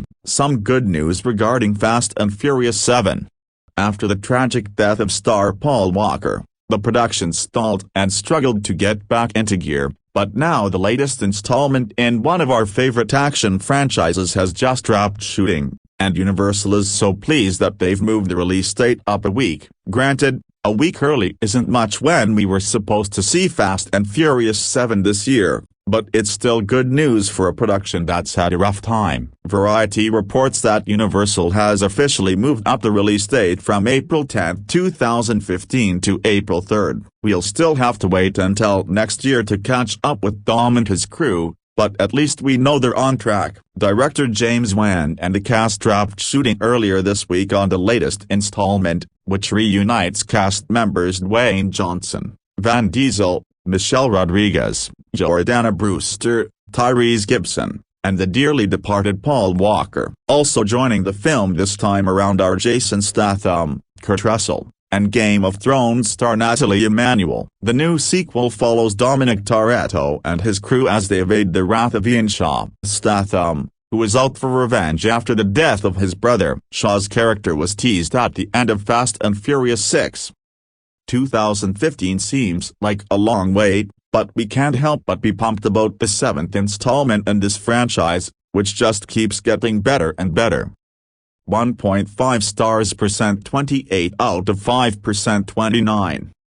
Big and numbingly loud, Furious 7 jets around the globe so we can watch cars crash, explode and repeatedly defy gravity. If that sounds like a great way to spend 2 hours and 17 minutes, read no more. On the other hand, if you like a little bit more in a movie, say, characters that are mildly interesting or a plot that's a wee bit logical, stay far away. Maybe that's no surprise. It's not like the Fast Furious franchise is filled with gems. Instead, they're dumb potboilers that have gotten increasingly bloated and self-important. Let me repeat, this movie is 137 minutes long, emphasis on long. In this outing, Toretto, Vin Diesel, and his pals do battle against a revenge-seeking assassin, Jason Statham. Throw in a computer hacker, Natalie Emmanuel from Game of Thrones, and a mysterious agent known as Mr. Nobody, Kurt Russell, and you have a lot of characters running around, hanging off buses and jumping from car to car. Dwayne Johnson brings a certain twinkle to his role as a special agent, and Emmanuel boasts a snappy, fun presence. Otherwise, the performances fall in place with the lumbering presence of Diesel, who wittingly recites every line in a rumbling basso profundo that suggests too many cigarettes and late nights. Then again, with such lines as "that's the thing about street fighting, the street always wins," the skills of a Kenneth Branagh aren't really necessary. Co-star Paul Walker famously died in 2013 during production, in a car crash. The movie was completed using outtakes from previous films and stand-ins, including Walker's two brothers. Furious 7 ends with a dedication to the actor, and a sentimental montage is used to send off his character. Director James Wan, Insidious, handles the matter about as tastefully as a fan could want. Furious 7 1.5 stars, out of 5. Director, James Wan. Cast, Vin Diesel, Paul Walker, Dwayne Johnson, Jason Statham. Rating, PG-13, for violence, action, suggestive content and strong language. Reach the reporter at randy.cordova@arizonarepublic.com or 60244488849. Twitter.com/Randy_Cordova. Elena Colazin MCA, creative writing, candidate who loves to write stories when she's not studying. I'm a writer who primarily concerns herself with the page. I've found that there are many benefits to favoring written narrative over alternatives like visual and interactive narrative, but there are also many downsides and, beyond that, there are innumerable differences that cannot necessarily be put into a pro or a con categories. This article concerns itself with one of the key differences between my preferred craft and the visual narrative, specifically live-action movies and television programs. It is possible for an audience to enter any narrative with prior knowledge of either the story itself, or the external factors that shaped it, and this knowledge can skew a person's perception and interpretation. When watching a live-action movie or television program, an audience can easily be influenced by their understanding of the actors that they see on the screen, which can lead to a conflation of character and actor. For example, I'm fully convinced at this point that Robert Downey Jr. is actually Tony Stark, with Robert's real-life decisions often staying completely in character. Generally, this connection between actor and character is a side note to the story, something unintentional that only causes small biases with particular members of an audience based on their individual prior knowledge. However, I recently watched a movie where this connection seemed to be actively encouraged, and this seriously altered the experience of the narrative for many members of the audience. The release of Fast and Furious 7 was surrounded by a lot of hype, following the tragic death of Paul Walker, the actor who plays one of the lead characters, Brian O can relate. In 2013, I hadn't watched any of the Fast and Furious movies until my partner, a big fan of the series and saddened by Paul's death, sat me down and showed them to me. I was anticipating action movies that followed the typical conventions of the genre, but although the movies are filled with the highly implausible action sequences that I was expecting, they also contain many characters that I grew to genuinely care about. When I first heard about Paul's death,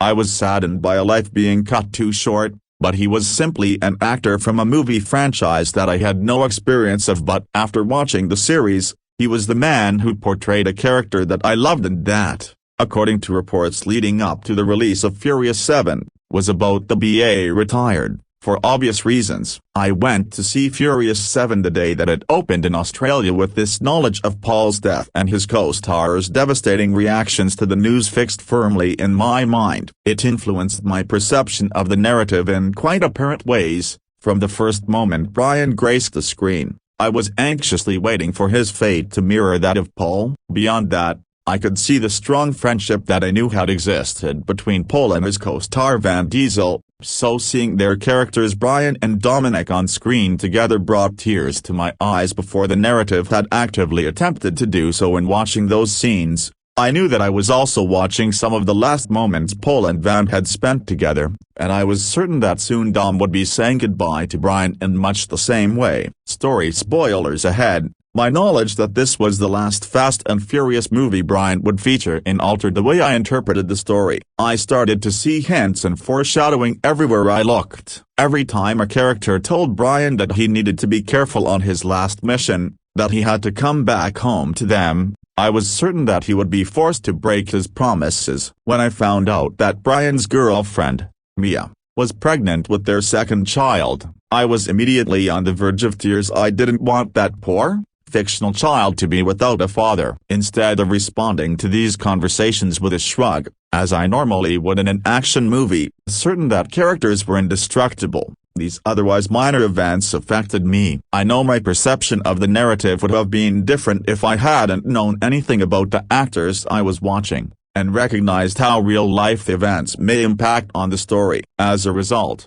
watching Furious 7 was an anxiety-inducing experience for me. I was white-knuckled with each of Brian's near-death experiences. I was certain he would die on the bus, that he would save Ramsey and then be killed valiantly while still aboard. Then, with the bus teetering perilously off a cliff, I was sure Brian was about to meet his end. I remember sitting there, saddened by the thought that if he died at that moment, he wouldn't get to have his final goodbye with Dom and the rest of the crew. The thought of Brian dying alone broke my heart. But Brian ran atop the bus and was saved by some implausible car maneuvers in classic, exciting Fast and Furious style. And I was left guessing. I thought that the grenade thrown at Brian, Dom, and the team they joined in their search for the Shaw was the perfect opportunity for Brian to die valiantly, throwing himself onto the explosion, sharing one last, emotion-filled stare with Dom before saving him, his best friend, from certain death. But no,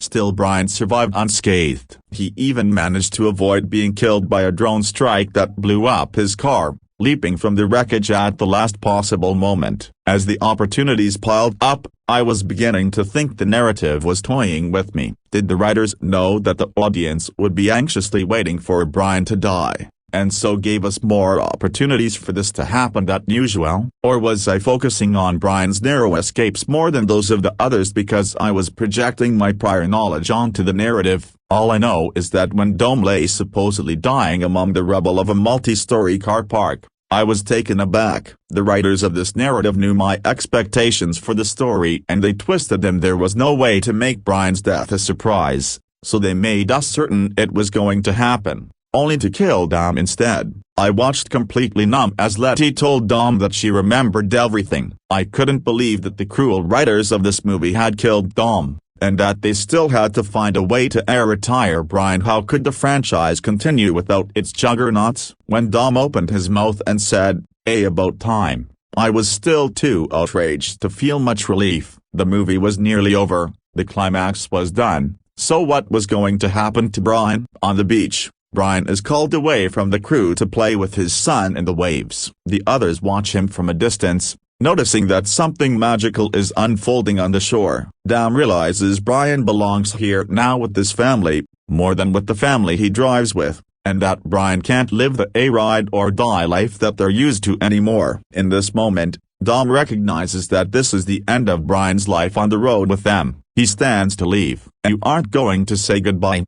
Ramsey asks. It's good never goodbye."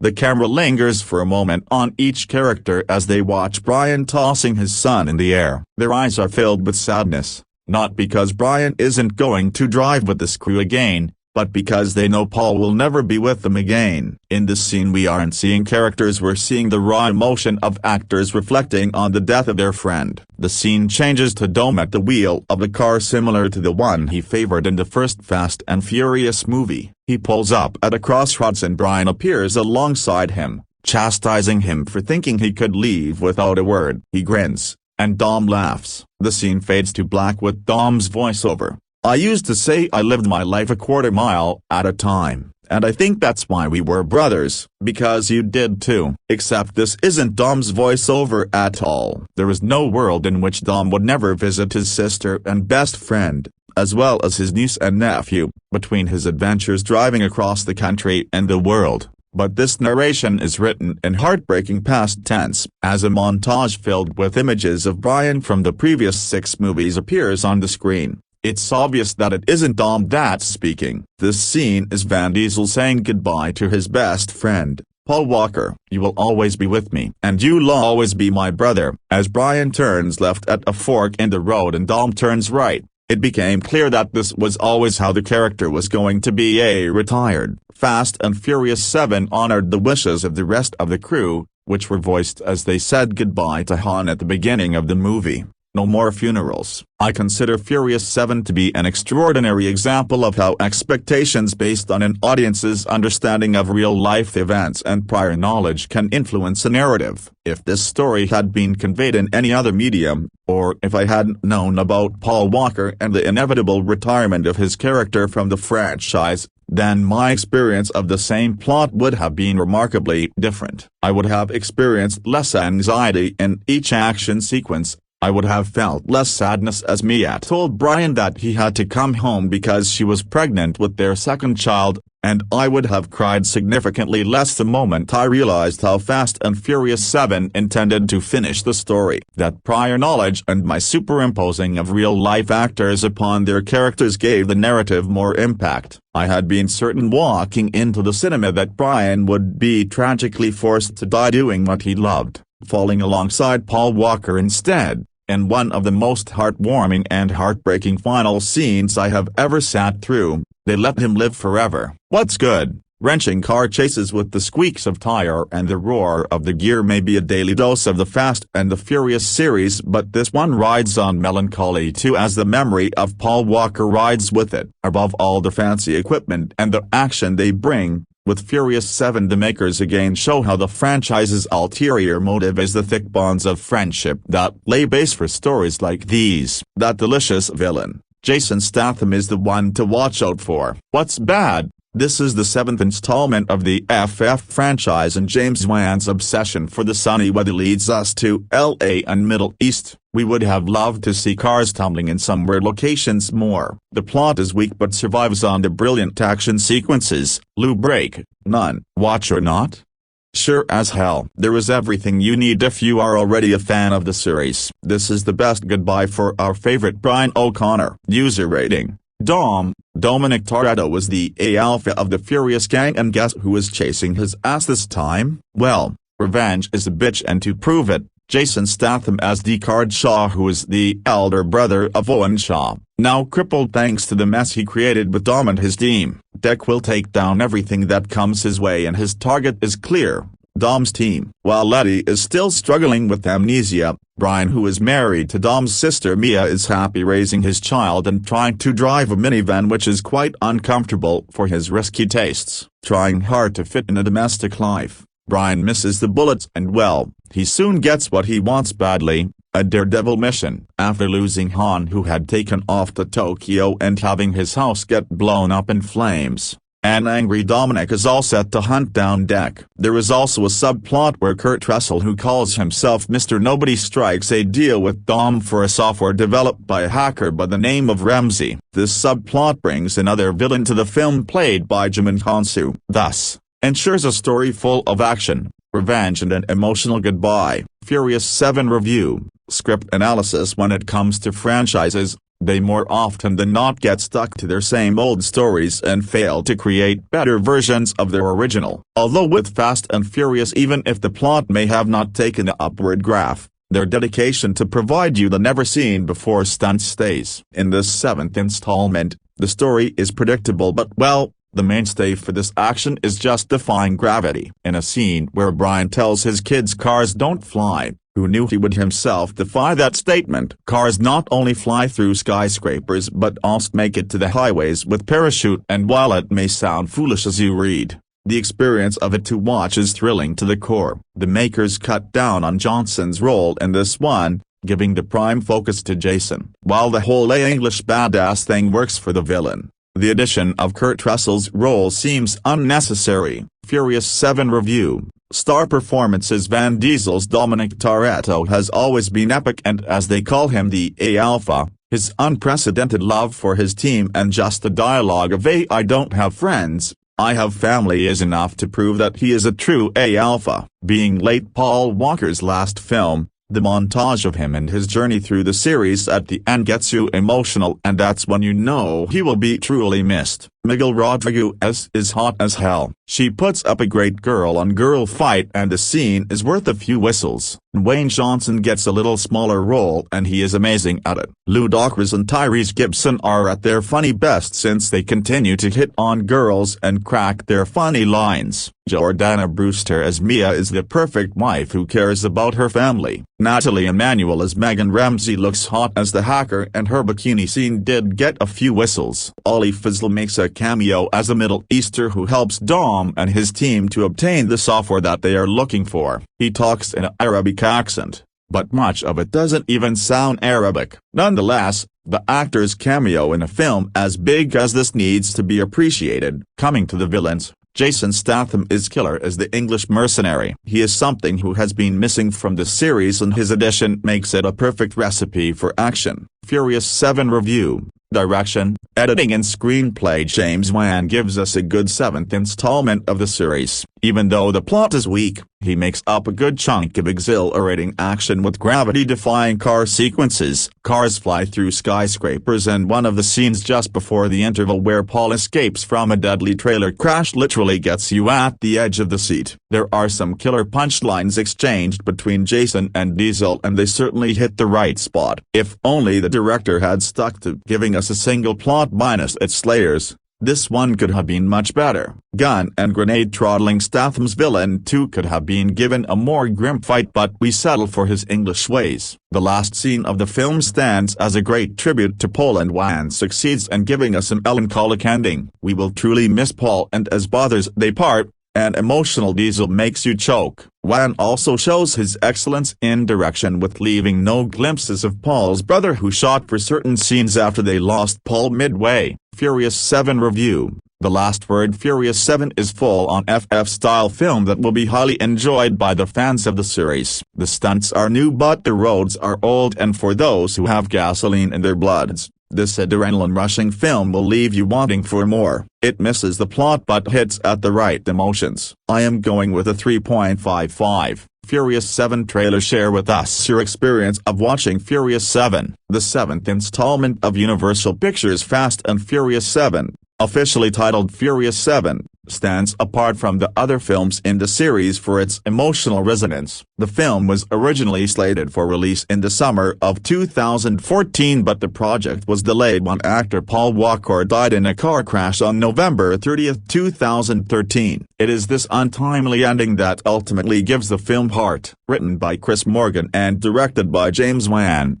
Furious 7 is more than just an action film franchise centered on illegal car racing. The focus here is largely on the emotional components of the narrative. For example, you're left reeling when Dominic Toretto, Vin Diesel, almost dies in one scene. The plot is simple. Toretto's team flits between Tokyo, London, Abu Dhabi and Los Angeles as it hunts down a computer chip, which stores a high-tech surveillance system called the God's Eye. The peaceful life which Toretto and Brian O'Connor, Paul Walker, sought at the end of the last Furious film ends promptly when British assassin Deckard Shaw, Jason Statham, comes looking for them in order to seek revenge for the death of his brother. For those who adore loud cars and street races, this film has a lot to offer. 230 cars were destroyed in the making of Furious 7, but the most fascinating crash takes place halfway through the movie when the Lighton Hypersport flies through the windows of the 3 Etihad Towers in Abu Dhabi. The Middle Eastern supercar, made by Beirut-based company W Motors,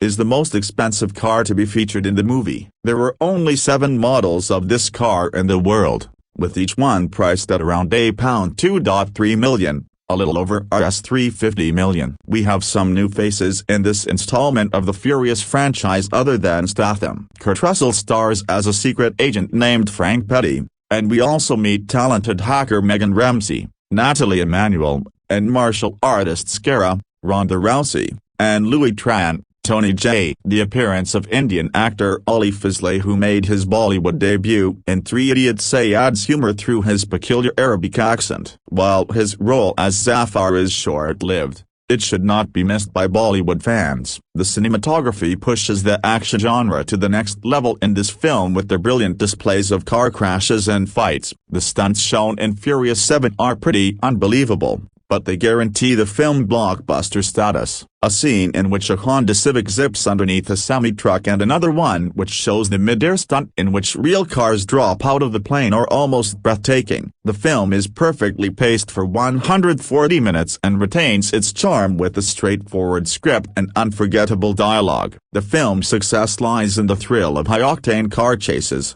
over-the-top stunts and beautifully choreographed action sequences. Many fans were eager to find out how Walker's death would play out on screen, and the answer to that question will leave you surprised. Of the entire cast, it is Walker who leaves the audience awestruck, and he is ultimately the film's greatest draw. Thus, it is no surprise that Furious 7's marketing campaign centered on Walker. His scenes were completed after his death using CGI trickery and his 2 younger brothers, Caleb and Cody. The closing scene's emotional song "I See You Again" by Wiz Khalifa and Chris Jamieson is sure to leave you teary-eyed, as will the ending, which features scenes from the most touching moments in previous Furious films. Published in the Express Tribune, Sunday Magazine, April 19, 2015. A new director at the helm, and the sudden death of leading man Paul Walker might have spelled doom for the Fast and the Furious franchise, but rather like one of its own seemingly indestructible muscle cars,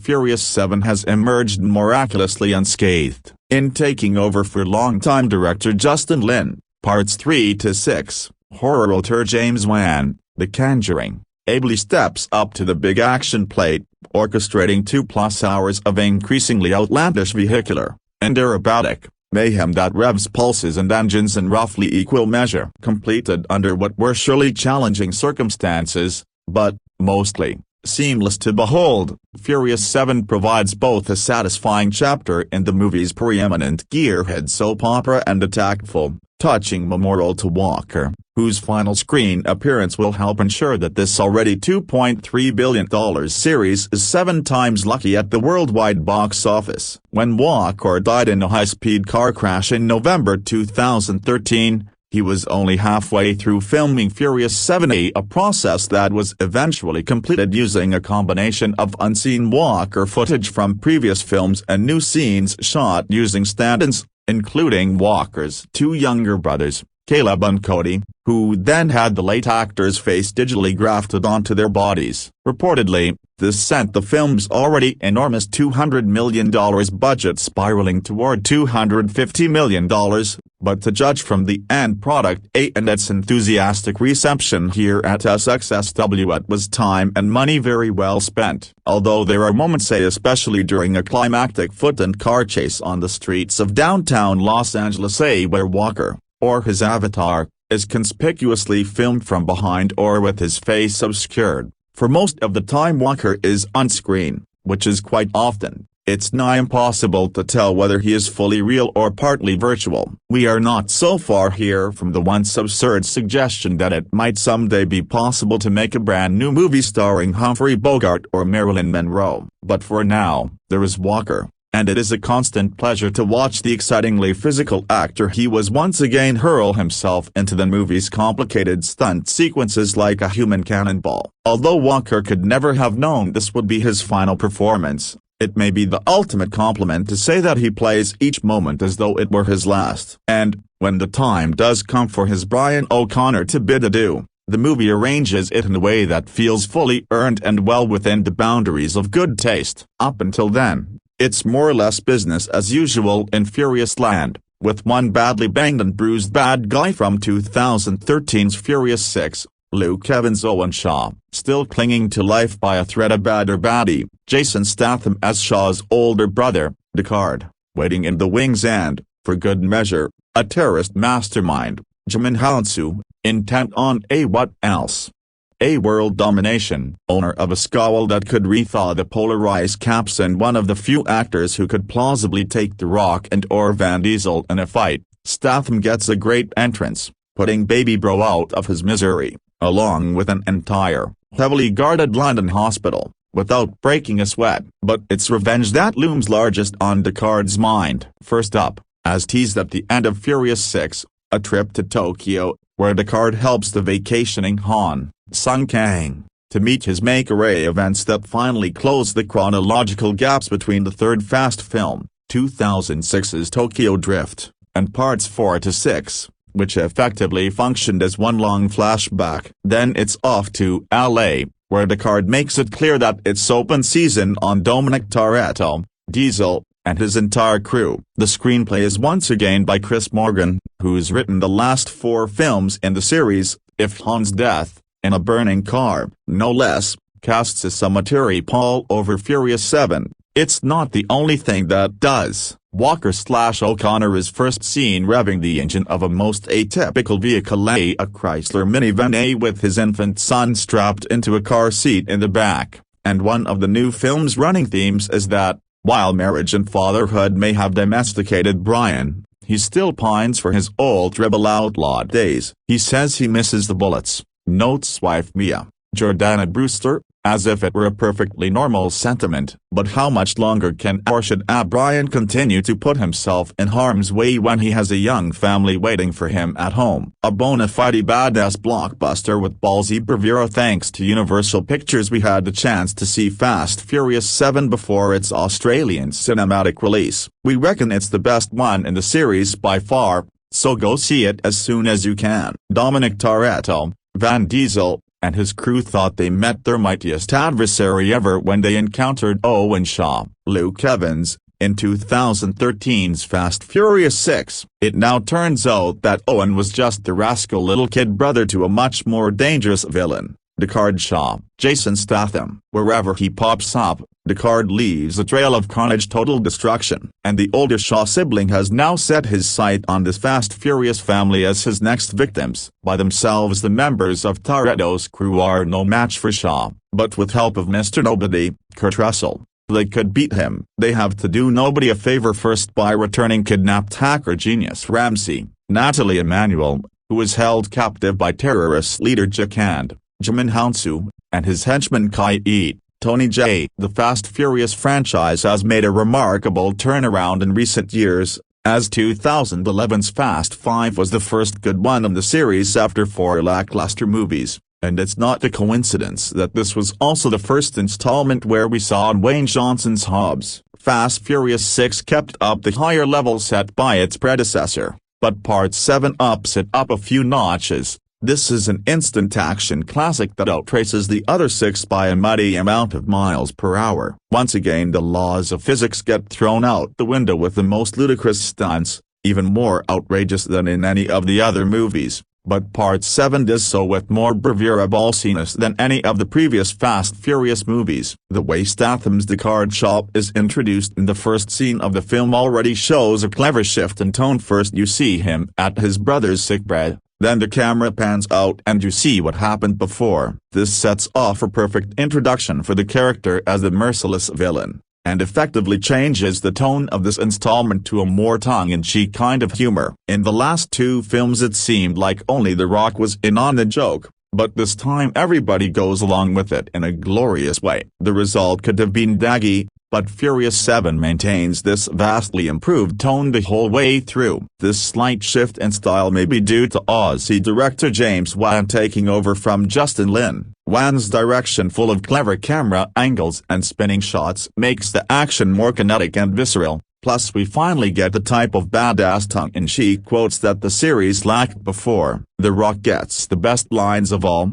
and he's never been better even though he's only in the movie for about 10 minutes. It's hard to imagine the usually bland Chris Morgan would have come up with all this bona fide badassness without the help of a ghostwriter, but if he has, this is a big step forward. With this film the Fast Furious franchise truly joined the blockbuster A-League, as Furious 7 is an all-round excellent action movie. The franchise aims for the heights reached by genre milestones like Mission Impossible 4, Ghost Protocol or Skyfall, and actually achieves a similar level of greatness as these modern-day action classics. Literally almost, as just like in Mission Impossible 4, Furious 7 has unbelievable stunts that take place hundreds of meters high on skyscrapers in the United Arab Emirates. But of course, since it's still a Fast Furious movie, these stunts involve car. It is not clear whether the shameless way in which Abu Dhabi is promoted in the way is meant as a joke, or not. The Middle Eastern metropole is depicted as a beach paradise where all women walk around in skimpy bikinis. In reality, any woman who dared to prance around in bathing attire there would get thrown in gaol, or worse. Aside from the crazy stunts, the fights also deliver the goods. The Rock vs. The Stath is as epic as you'd expect it to be.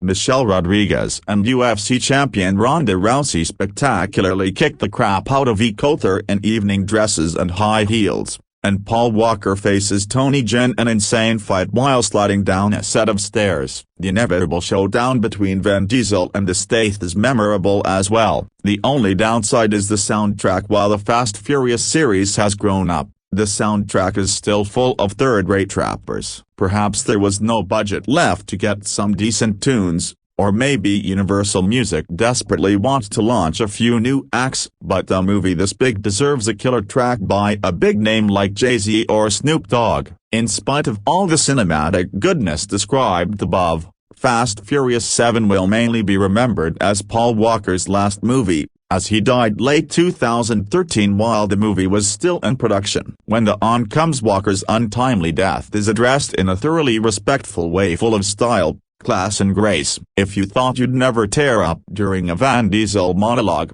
then think again. Never before has there been a movie that will make so many tough guys cry.